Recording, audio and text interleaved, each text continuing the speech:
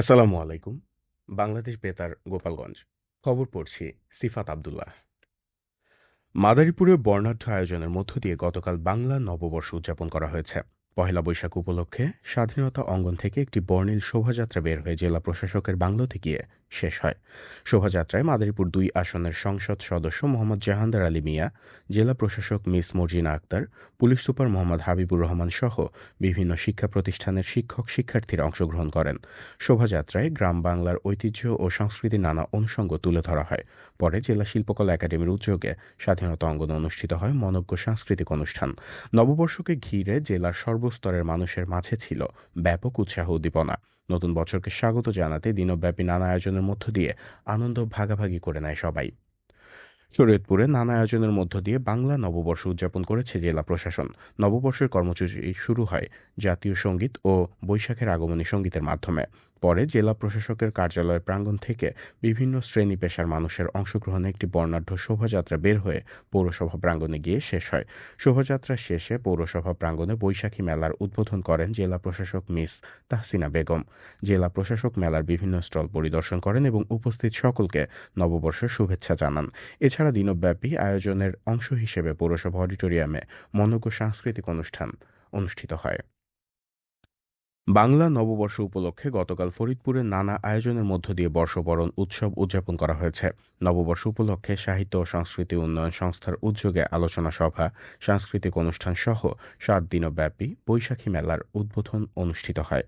আলোচনা সভায় বক্তারা বাংলা সংস্কৃতি ও অসাম্প্রদায়িক চেতনা জাগ্রত রাখতে বাংলা নববর্ষের গুরুত্ব তুলে ধরেন। পরে জেলা প্রশাসকের কার্যালয় থেকে একটি বর্ণাঢ্য বৈশাখী শোভাযাত্রা বের হয়ে শহরের বিভিন্ন সড়ক প্রদক্ষিণ শেষে অম্বিকা ময়দানে গিয়ে শেষ হয়।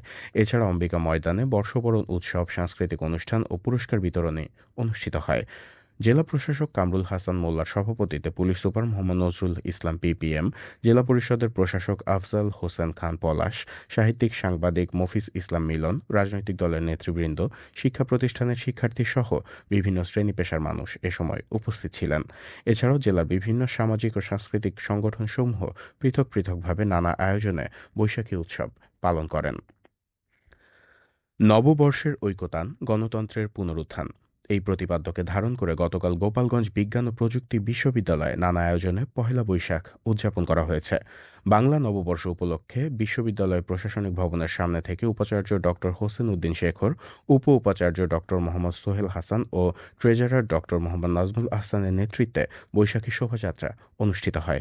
বাঙালি ঐতিহ্যের নানা উপকরণ হাতে শোভাযাত্রাটি ক্যাম্পাসের গুরুত্বপূর্ণ সড়ক প্রদক্ষিণ করে। পরে প্রশাসনিক ভবন চত্বরে উপাচার্য ড হোসেন উদ্দিন শেখর ফিতা কেটে বৈশাখী মেলার উদ্বোধন করেন। মেলায় বিভিন্ন বিভাগ ও সংগঠন নিজেদের স্টলে বাঙালি ঐতিহ্য তুলে ধরে। এ সময় উপাচার্য, উপ উপাচার্য ও ট্রেজারার শিক্ষক শিক্ষার্থী ও কর্মকর্তা কর্মচারীদের সঙ্গে নববর্ষের শুভেচ্ছা বিনিময় করেন। উৎসবের অংশ হিসেবে দিনব্যাপী সাংস্কৃতিক অনুষ্ঠানের আয়োজন করা হয়। এছাড়া বিকেলে গ্রাম বাংলার ঐতিহ্য সাপ খেলার আয়োজন করা হয়। মাদারীপুরে মানব পাচার মামলায় তানিয়া বেগম ও তার শ্বশুর সালাম মোল্লাকে গ্রেফতার করেছে র্যাব-৮। গ্রেফতারকৃতদের গতকাল সকালে মাদারীপুর সদর মডেল থানায় হস্তান্তর করে পরে আদালতে পাঠানো হলে বিচারক মোসাম্মদ সাবরিনা তাবাস্সুম তাদেরকে কারাগারে পাঠানোর নির্দেশ দেন। এর আগে সোমবার রাতে শিবচর উপজেলার পশ্চিম কাকইর গ্রাম থেকে তাদের গ্রেফতার করা হয়। পুলিশ জানায়, লিমন মাতুব্বর নামে একজনকে ইতালি নেওয়ার প্রলোভনে ১৮ লাখ টাকা নেয় একটি চক্র। পরে তাকে সৌদি আরব হয়ে লিবিয়ায় নিয়ে বন্দিশালায় আটকে নির্যাতন চালিয়ে আরও ১২ লাখ টাকা আদায় করা হয়। এরপর থেকে তার কোনো খোঁজ পাওয়া যায়নি। এই ঘটনায় ৭ এপ্রিল ভুক্তভোগীর খালা মুন্নি আক্তার বাদী হয়ে ৮ জনের বিরুদ্ধে মামলা করেন। এই মামলায় বাকি আসামিদের ধরতে কাজ করছে পুলিশ। খেলার খবর ফুটবল।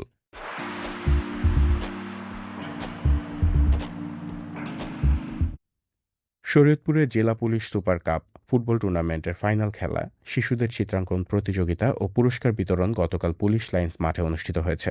পুলিশ সুপার রওনক জাহান এতে প্রধান অতিথি হিসেবে উপস্থিত ছিলেন। ফাইনাল খেলায় পুলিশ অফিস কিংস দল পুলিশ লাইন ওয়ারিয়র্স দলকে ২-০ গোলে হারিয়ে জয়লাভ করে চ্যাম্পিয়ন হয়। খেলা শেষে বিজয়ী ও রানার্স আপ দলের মধ্যে পুরস্কার বিতরণ করা হয়। অতিরিক্ত পুলিশ সুপার শরীফুজ্জামান, তানভীর হোসেন, ড আশিক মাহমুদ সহ জেলা পুলিশের বিভিন্ন পর্যায়ের কর্মকর্তারা এ সময় উপস্থিত ছিলেন। সবশেষে আবহাওয়া।